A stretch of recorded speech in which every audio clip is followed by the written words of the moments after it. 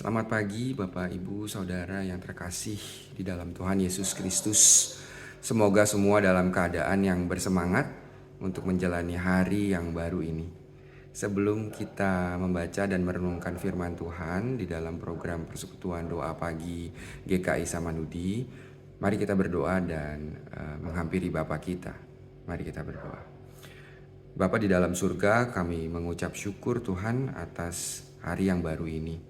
Terima kasih atas istirahat yang sudah boleh Tuhan berikan kepada kami, sehingga kami bisa bangun dalam keadaan yang baik untuk kami bisa menjalankan hari kami yang baru ini. Terima kasih Tuhan, kalau sebentar sebelum kami memulai segenap aktivitas kami ingin membaca, merenungkan firman Tuhan. Kiranya Tuhan yang boleh hadir bersama dengan kami, penuhi kami. Biarlah Roh Kudus yang boleh menolong kami agar kami bisa memahami apa yang ingin Engkau sampaikan kepada kami semua pada hari ini. Berkati hamba-Mu yang akan membawakan firman-Mu, kiranya dia bisa menyampaikan apa yang ingin Engkau sampaikan. Hanya di dalam nama Tuhan Yesus Kristus kami berdoa dan kami bersyukur. Amin.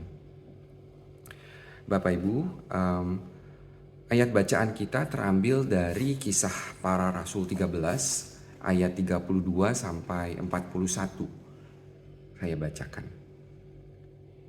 Dan kami sekarang memberitakan kabar kesukaan kepada kamu, yaitu bahwa janji yang diberikan kepada nenek moyang kita telah digenapi Allah kepada kita, keturunan mereka, dengan membangkitkan Yesus, seperti yang ada tertulis dalam Mazmur kedua. Anakku engkau, aku telah memperanakan engkau pada hari ini. Aku telah membangkitkan dia dari antara orang mati, dan ia tidak akan diserahkan kembali kepada kebinasaan. Hal itu dinyatakan oleh Tuhan dalam firman ini. Aku akan menggenapi kepadamu janji-janji yang kudus yang dapat dipercayai, yang telah kuberikan kepada Daud. Sebab itu ia mengatakan dalam Mazmur yang lain, Engkau tidak akan membiarkan orang kudusmu melihat kebinasaan, sebab Daud melakukan kehendak Allah pada zamannya. Lalu ia mangkat dan dibaringkan di samping nenek moyangnya, dan ia memang diserahkan kepada kebinasaan. Tetapi Yesus yang dibangkitkan Allah tidak demikian.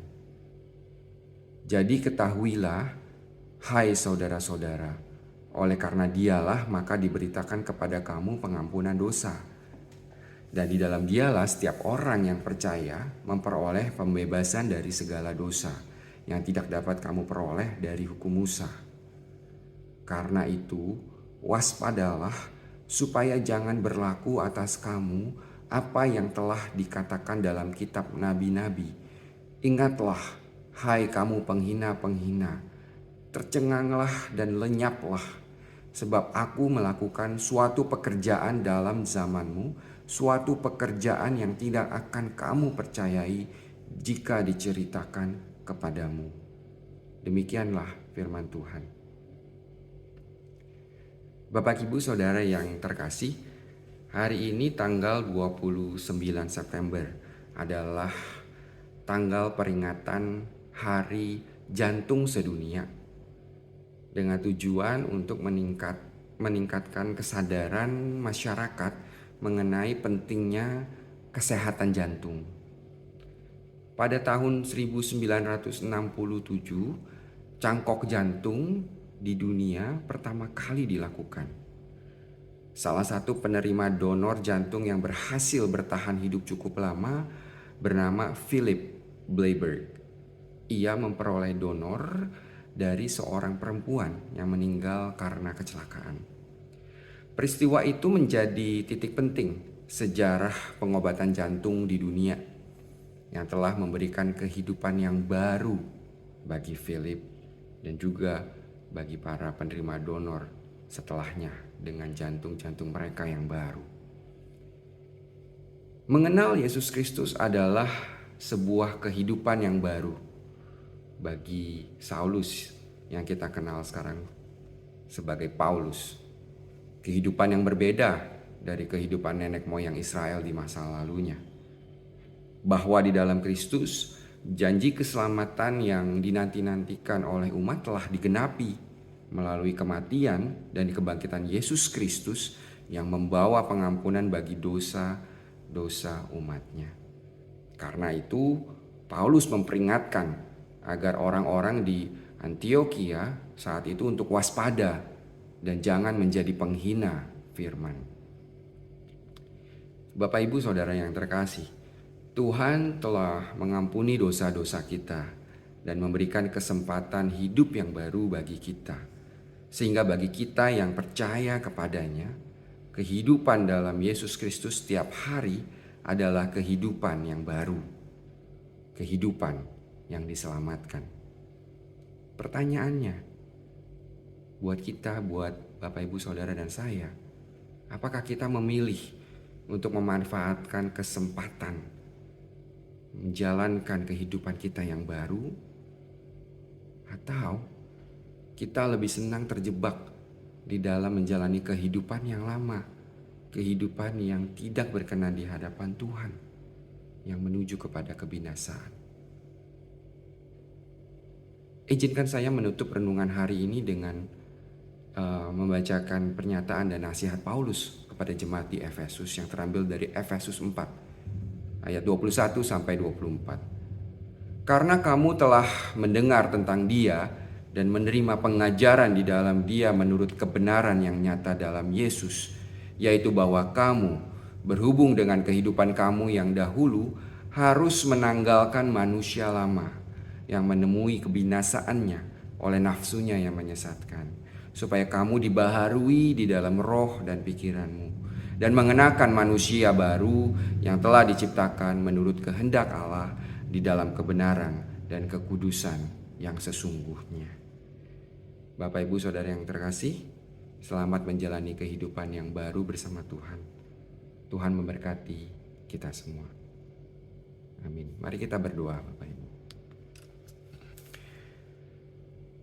Bapa, kami sungguh mengucap syukur Tuhan atas firman-Mu yang boleh kami baca, yang boleh kami hayati pada pagi hari ini.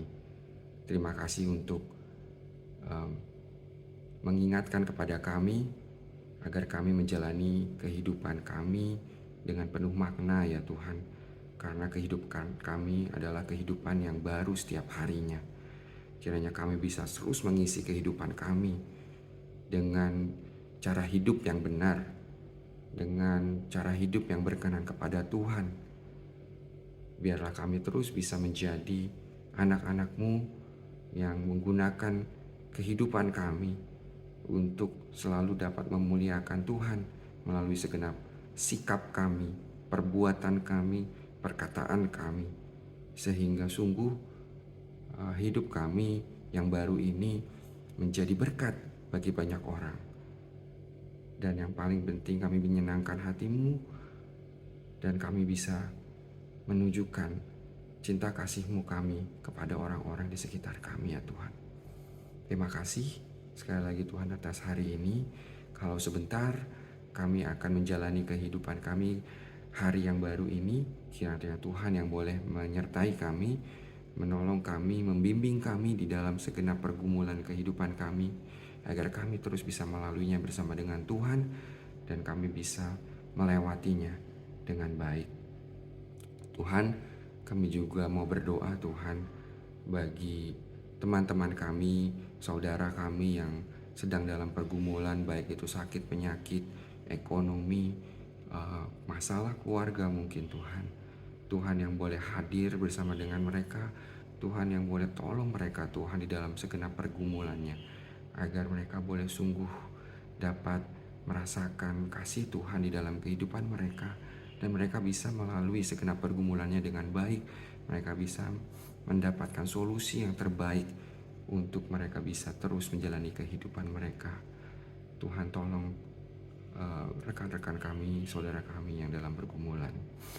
Kami juga mau berdoa Tuhan buat bangsa dan negara kami. Di tengah situasi yang semakin mungkin kurang stabil karena isu politik yang akan sangat tinggi di tahun 2024 karena pemilihan presiden. Kiranya Tuhan yang boleh terus berkuasa atas negeri ini. Tuhan yang boleh terus berikan hikmah dan kebijaksanaan kepada presiden, wakil presiden, dan serta jajarannya di pemerintahan, agar mereka sungguh dapat membuat keputusan-keputusan yang baik, yang berpihak kepada masyarakat, sehingga kami semua sungguh di dalam kehidupan yang damai, kehidupan yang tenang, sehingga kami bisa menjalani kehidupan yang baik di dalam keseharian kami, ya Tuhan. Tuhan yang boleh tolong agar persiapan untuk pemilu di tahun 2024 juga boleh berjalan dengan baik. Tuhan yang menolong dan Tuhan yang berkuasa agar semuanya bisa berjalan juga dengan baik. Tuhan, kami juga mau berdoa Tuhan buat gereja kami GKI Samanhudi.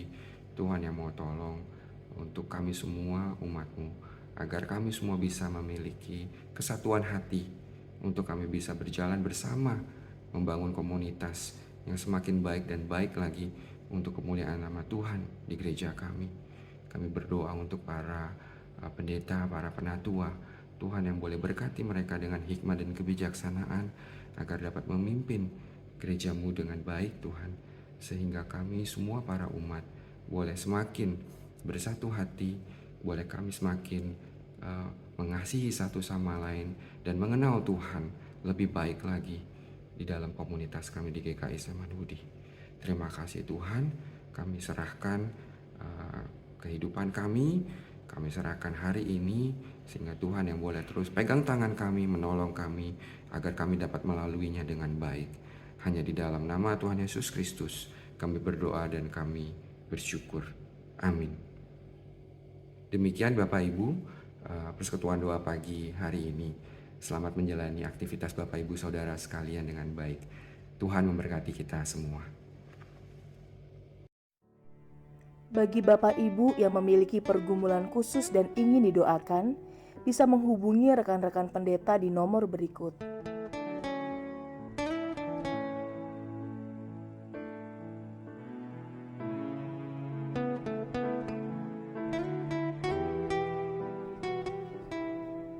Tuhan Yesus memberkati.